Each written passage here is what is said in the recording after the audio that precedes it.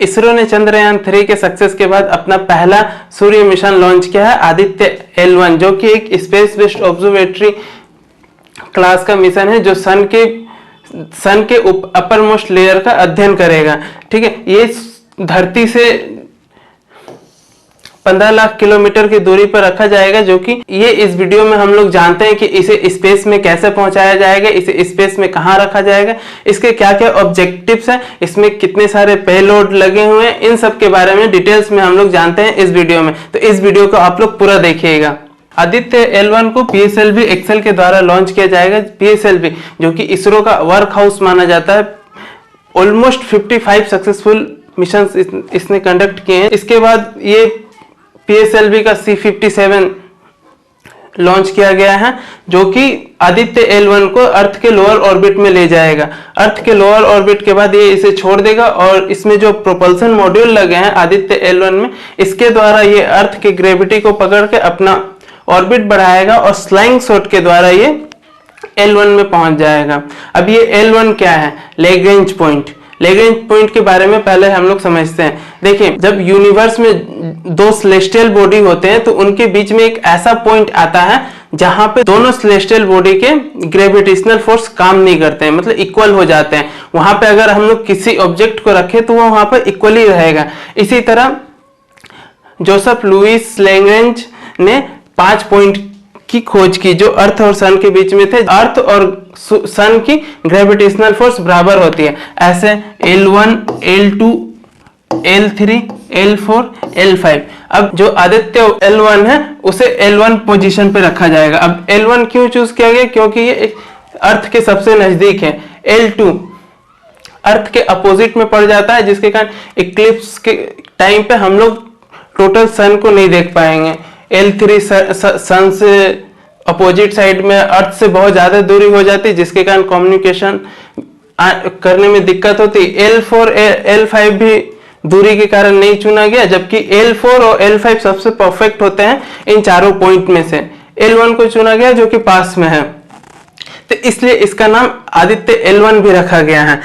अब आदित्य L1 जब L1 के पास पहुंचेगा, लैग्रेंज पॉइंट के पास पहुंचेगा, तो ये एक अपना लैग्रेंज पॉइंट के हेलो ऑर्बिट में ऑर्बिट करेगा। हेलो ऑर्बिट मींस जिसके कोई ऑर्बिट का पाथ नहीं होता, लेकिन वो उस पाथ से भटक भी नहीं सकता, इसे हम लोग हेलो ऑर्बिट कहते हैं। अब ये वहां L1 पे जाके करेगा क्या?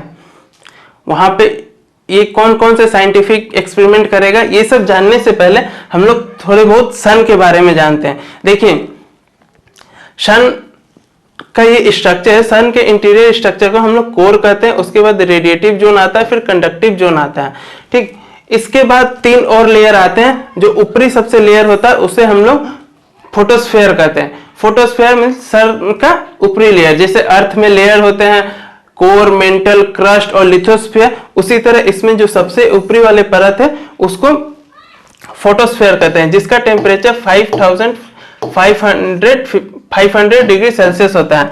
जो इसके कोर का टेम्परेचर होता है वो लगभग 15 मिलियन डिग्री सेल्सियस होता है। इतना टेम्परेचर का डिफरेंस होता है। ठीक, इसके फोटोस्फेयर के ऊपर एक क्रोमोस्फेयर टाइप की लेयर पाई जाती है, जो कि आप ऐसा नहीं बोल सकते कि वो एक लेयर ही, एटमॉस्फेयर टाइप का आप मान लो, जिसका टेम्परेचर अराउंड 10,000 से लेके 20,000 डिग्री सेल्सियस तक होता है। ठीक, अब इस क्रोमोस्फेयर के ऊपर और एक पाया जाता है लेयर जिसे हम लोग कोरोना कहते हैं। कोरोना, जिसका टेम्परेचर ऑलमोस्ट 1 लाख डिग्री से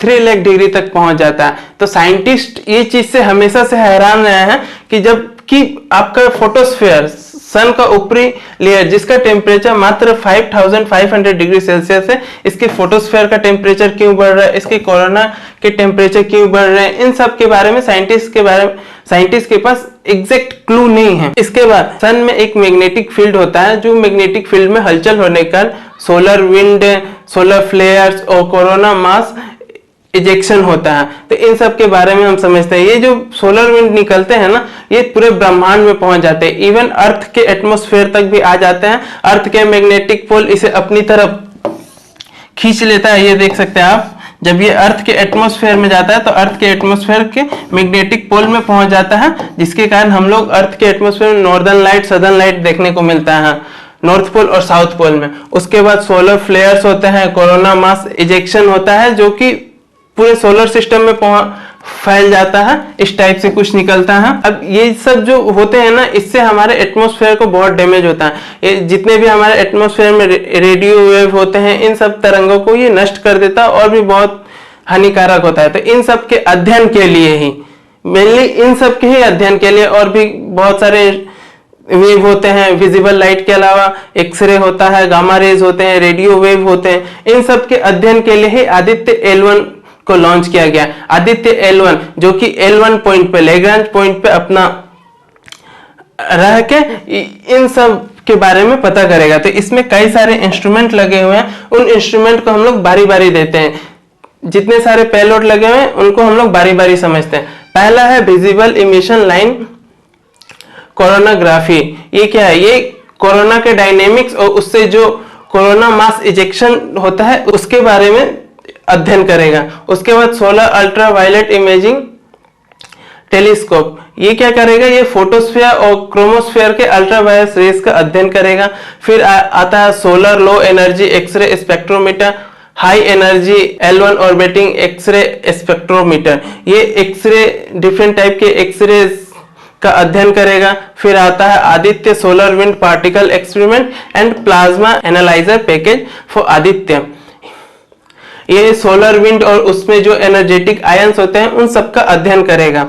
और एक इंस्ट्रूमेंट है जिसे मैग्नेटोमीटर कहते हैं, ये दूसरे जगह की मैग्नेटिक फील्ड का अध्ययन करेगा। दूसरे जगह मतलब कहीं और से जो मैग्नेटिक फील्ड्स आ रही हैं उन सब के बारे में अध्ययन करेगा।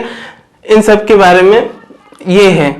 ये टोटल 7 पेलोड है, जिनमें से 3 payload Aditya solar wind particle experiment, plasma analyser package for Aditya and magnetometer, ये आपके आदित्य L1 में लगे हुए हैं जो इन सेतु एक्सपेरिमेंट करेंगे। और ये जो 4 इंस्ट्रूमेंट लगे हैं ये सन की तरफ फेस करके रहेंगे, जो कि फोटोस्फीयर, क्रोमोस्फीयर और कोरोना के बारे में अध्ययन करेंगे।